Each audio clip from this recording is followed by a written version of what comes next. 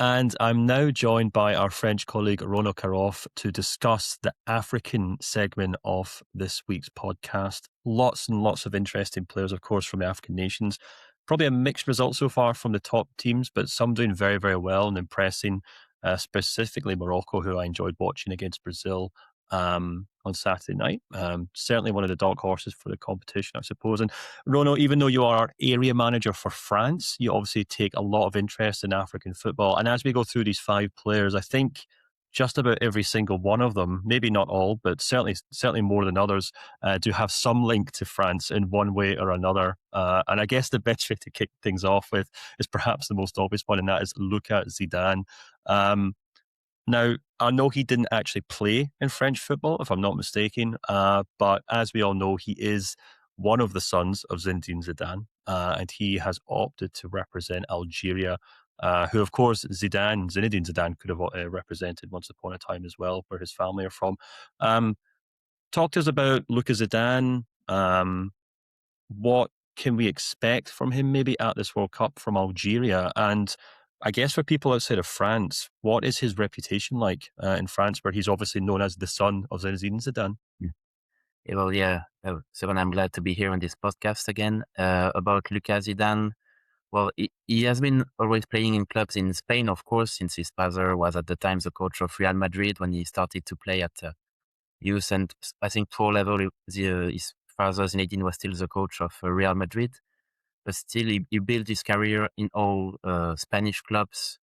He started at Santander, then Rayo Vallecano, Cordoba, and lately Granada in the second tier. So he's really built in the Spanish football system, even if he's got a few goals in the French youth national team as a goalkeeper. I think in 2018, 2019, but it's been long gone. But I think his call to the Algerian national team came as a bit as a surprise because I would say that a nation as ambitious and with a lot of known talent as Algeria, picking a goalkeeper in the second tier of Spain could be a bit surprising. And of course, with a name like Zidane, people could think a bit of nepotism. But so far, he's been rather great with national team. I think he's got 7 games played since last fall when he was introduced in the team. And from these 7 games, he scored 5 clean sheets. So I think he raised a lot of doubts from observers from both, I think, Algeria and France, because I think also on their side, they could be out.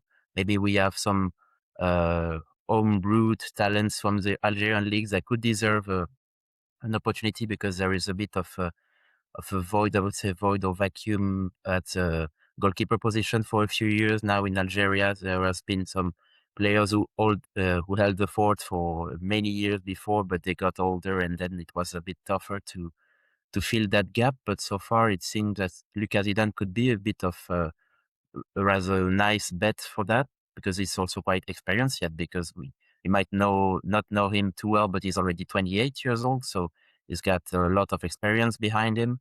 And with formation with the French youth teams and a lot of different work environment in Spanish football, I think he's got a few cards up his sleeve to be a great asset in the Algerian defense. Yeah, the unfortunate nature of recording a weekly podcast during a tournament like this is that sometimes we will record just before a game starts. And in this instance, Algeria will or would have played Argentina a few hours before this podcast is published. So people listening to this will probably already know if he did start for Algeria in their first game. But as you said, his market value is €1 million, but that's higher than the two other Algerian goalkeepers in the team. We got Benbo, whose market value is 850k, and Mastil, whose market value is 250k. I guess one other question has to be: is Zinedine Zidane, if his son Luca does play for Algeria, do you think he'll be supporting France this World Cup, or do you think he'll be supporting Algeria? Which I guess is always a discussion for the Zidane family every 4 years at the World Cup. It was actually a bit of a talk in French media in the past few days that because there is France versus Senegal at 9 p.m. French time tonight, and Algeria versus Argentina at 3 a.m. in the night. So it was about which game will Zinedine Zidane attend, and his choice went to Algeria versus Argentina. So he will focus more on his son than the French national team, at least for the start of the competition. So I think that I hope that won't bring too much pressure on on his son. But yeah, that should be a Yeah, fun, maybe a fun meeting before the game between father and son. yeah, I think so. And as you said, that name Zidane certainly carries a huge amount of pressure in football. As we were just recording before, we are just discussing before recording, he's not obviously the only Zidane son to play football. But we move on to other names and to other nations, and certainly a nation who Zinedine Zidane might not be watching just yet is that of Ivory Coast. And we have to touch on a central midfielder, Rono, who we have discussed on the podcast recently because he's doing some remarkable things in Turkey at Trabzonspor, and that is Christ Inao Oulai. Um, what can we expect from him at this World Cup? It's worth noting, and like I said, we talked about his market value rise on a recent podcast, but from the start of last season, or around this time last year, his market value was about 600,000 euros at Bastia. It's now 23 million euros. And to no great surprise, he has seen his kind of presence in the Ivory Coast national team kind of rise. He now has 10 caps for the Ivory Coast, including, 13 minutes against Ecuador in their very important 1-0 win over Ecuador in the first game of the competition. But what can you tell us about this young midfielder? Hmm. Well, I think I was a bit surprised when he joined Trabzonspor in Turkey last season because he had a decent hype around him, but in the level of Ligue 2, second tier of France, so seeing a 5 million fee for a player that wasn't really valued at the time was still quite surprising. But he's shown us from the whole season with his club in Trabzonspor in Super League, and also with his first goal in the national team of Ivory Coast, that he's had a lot of potential that he can really showcase in the midfield. And I think it's even tougher for him to break into the midfield because we know players like Franck Kessié, Seko Fofana, who have been really key players, pillars of the Ivory Coast national team for years and years. So seeing him start to make an impact, like in the recent AFCON, he's had three starts in the 5 games that the team has played there. And I think that really put him a bit more on the map internationally because, of course, there is some light on Turkey, but being on on the international scene helps to showcase even more his talent. And I was actually recently at the friendly game the Ivory Coast played against France earlier in June, and when he entered the field as a substitute in the last 20 minutes, I think that's a time when the Ivory Coast fans were almost allowed us to be like, Inao. They were shouting his name when he entered the pitch. So I think there is a lot of promise and hype around him nationally. And of course, I think there is a ceiling that it will be interesting to see if Emers Faé, the coach of Ivory Coast, will be willing to push a bit aside the big names, like I said, Fofana and Kessié, to put more room for Inao Oulai in such a big competition, because we see this time and time again in club or national team football. You can have a really promising talent who's already shown himself, but to really trust him with games that really, really matter, it's also something that would be interesting to see if he stays on the bench as like a 12th man, or if he would be given a bit more the keys of the Ivorian midfield. Yeah, you touched on it a moment ago, but it's definitely worth focusing on because when you look at the midfield, the other midfielders in that Ivory Coast team, many of them are approaching the end of their careers. You got Seko Fofana at Porto, who's 31. You got Frank Kessie, as you mentioned, that he's now playing in Saudi Arabia. I thought that was a Saint Etienne badge next to him, but no, it's Al-Ahly. It's very similar when you're maybe not focusing, but he's 29. Jean-Michel Seri, he's 34. And okay, Ibrahim Sangare is only 28 at Nottingham Forest, but he hasn't maybe had the best end to the season. So I guess you could argue that that position in the team is open to a young player coming in, making a name for themselves and saying, I'm the new star of this Ivory Coast team in this position. I know they obviously have other outstanding players. Yan Diomande is probably as we would say, the poster boy of this national team. But at least in that midfield position, there's space there for Inao Oulai to kind of step in at this World Cup and say, I'm the new central midfield star of this Ivory Coast side. Yeah, I think overall, the coach of Ivory Coast really made a rather smooth transition with younger talents, like you mentioned also. also Domande, and there is guys like Bazoumana Touré who plays in Offenheim, or guys like Anjouan Boni and Heliwai who've been in the French youth systems for years and have just opted for Ivory Coast too. So I think this World Cup will probably serve as a last major competition for some players around 30 or a bit above 30 years old, and really open the door to give more opportunities and responsibilities also for the younger talents, especially for Inao Oulai, who I think compared to the players in the midfield so far in this national team is really the only one in his age group. So I think he's a one to build something in the next season. There is a really good chance that it will be around him.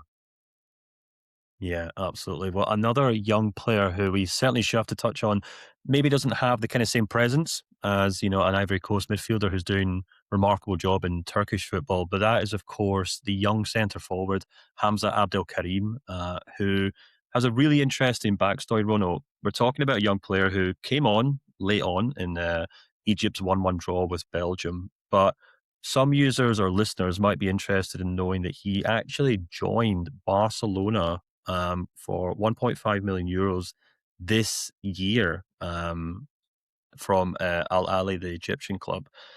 We don't know a huge about him, Rono, but one thing that really stood out to me when I was doing a bit of research, when you look at his when you look at his record for Egypt's under 21 side or under 17 side, he's got 12 goals and 6 assists in 21 games, which I'm sure is what not only attracted the interest of Barcelona, but is also why he's now been called up to the Egyptian first team. And while that Egyptian national team maybe is not as strong as it was in the past, it still has some very, very big names up front in Omar Marmoush and Mohamed Salah. So, what do you think we can deduce from Abdel Karim so far, and what can we expect from him at this World Cup?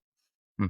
Well, I think it's a bit of a surprise to see him called up this early and on such a big scene, because I think when I checked, Egypt is amongst the oldest average age, around 29 years old in this World Cup. So uh, calling a player who hasn't had a previous experience with a senior national team and barely ever even any professional experience with both as Al-Ahly or Barcelona is kind of a gamble. But like you said, he's been already on the radar of major clubs, and Barca took the win on that side during last winter with a loan that will be active with an option that will be activated this summer for 1.5 million euros, and I suppose with a lot of bonuses that can bring this fee some higher. And from what I saw, he's been also quite uh, efficient with Barca under 19 team, with 6 goals in 11 games in half a season. So both in youth club team and youth national team, like you said, with under 17, there is a lot of impact is made. And I think with the under 17 of Egypt, this was mainly as a World Cup in last November that he made probably a lot of light on himself and attracted all these clubs. But yeah, for this World Cup, I think he will be given like this few minutes here and there to relieve better known names like Marmoush, like Mohamed Salah, who of course have been some of the key offensive assets for the Egypt national team. And seeing maybe a player like him who's been rather not too well known with compared to the players that will start in front of him could be quite interesting actually to lead some opponents to, I would say, towards wrong direction, but at least they won't know what to expect of him, because you probably don't even have any opportunities to really scout this type of young players. And actually went back to what as one of our data scouts from Egypt said to our colleague Manu Vet a few months ago in a paper about him, that he's rather modern day striker, and that in the fact that he actually take quite a good part in like the build up play. He doesn't stay in the front. He easily goes back down to the midfield to really help to bring the game forward. And I think that's a really interesting profile in this type of World Cup games that we've seen so far, that can be quite open and a lot of counter attacks possible, a lot of movement. And I think this type of players, especially if he enters at the end of a game when everyone is tired, could bring a lot of energy to the game.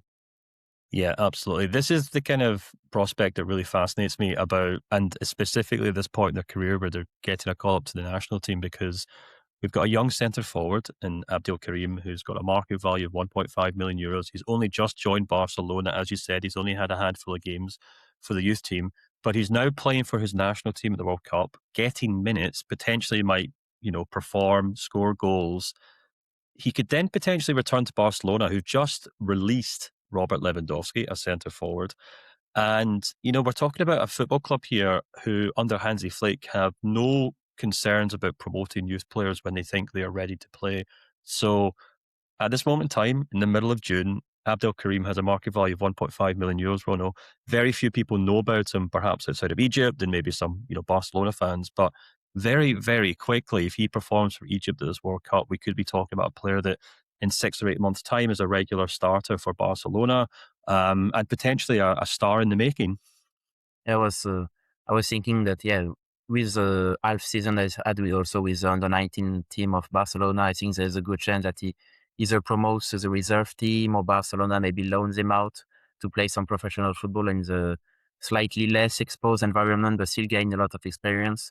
Or also, like you said, there is a possibility for a more direct promotion to the first team, but I guess that will depend also on what is happening in the preseason, depending on who is brought in the transfer window to Barcelona. If that's maybe closes a few doors or open a few others for Abdelkarim, we will see. But yeah, I suppose his value won't stay long at 1.5 million. I think there's a lot of potential to see that rise in the next year.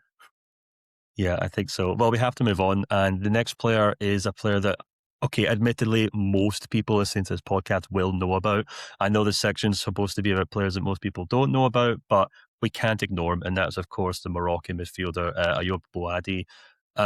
Rono, I watched him against Brazil and against a Brazil team that has a number of aging and maybe slow centre midfielders.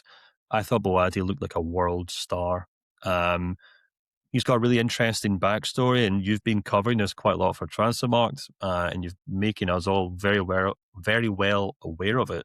That he obviously came up through the French youth team setup, so he's played for the under 16s, under 17s, under 18s, under 20, under 21, but then made his debut for the Moroccan national team at 18 years and 7 months, and has very quickly developed into a very, very important player for them. And at 18 years old, Rono, I think he might be one of the most impressive and exciting midfielders at this World Cup.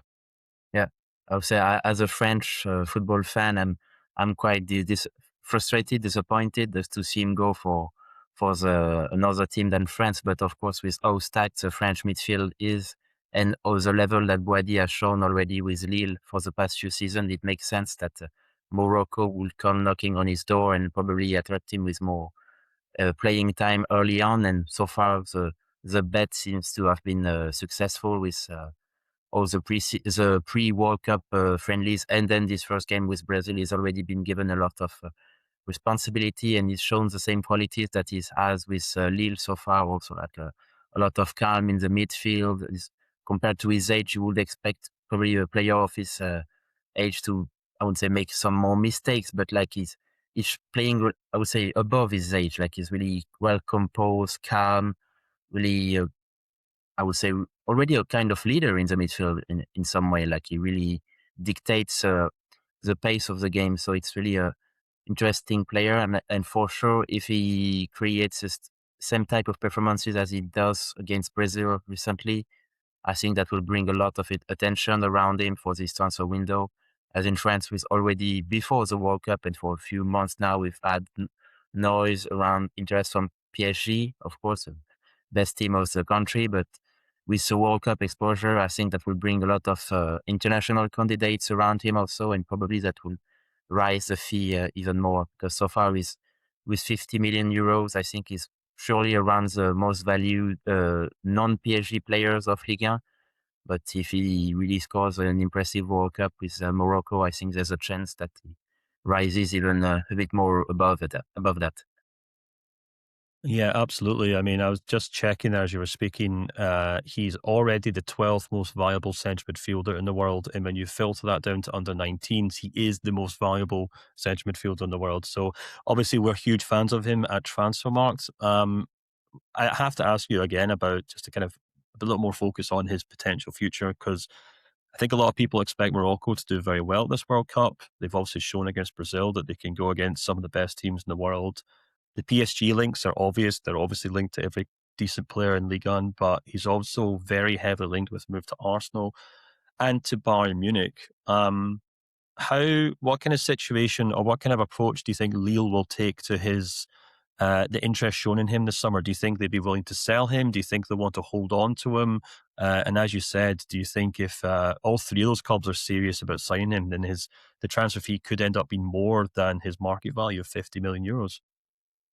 I think yeah, the fees will easily go quite higher than the market value we know so far, because Lille has been known for not really bargaining for their top talents. There is often been really high fees for players that really were essential to their team, and especially if there is a bit of how can I say, when many teams are fighting against each other for to sign him, that will probably bring the fee even higher. And I think it will also be a game of seeing which team can make place for room for him early on, because I mentioned PSG, but they already have quite a stacked midfield with Vitinha, Neves, Ayer, Ruiz, and of course Bouaddi won't be staying on the bench if he joins such a team. So it's also a matter of how the team will adapt the strategy to make room for a talent like him. So I think there is a chance that the fee will be, if I had to do an estimation right now, I think that could rise to maybe 70, 80 millions easily, especially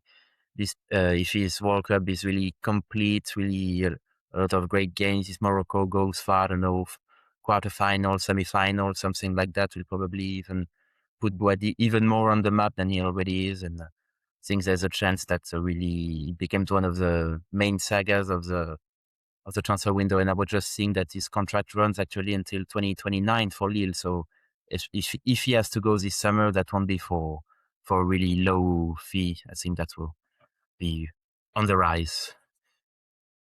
Yeah, absolutely. I think there's always certain players who seem to become kind of global stars at each World Cup, and I think Bouaddi is a perfect candidate for that at this year's tournament. And finally, on in our list of kind of African players to keep an eye on is another famous name, but maybe not the player people are thinking of, and that's of course Guéla Doué.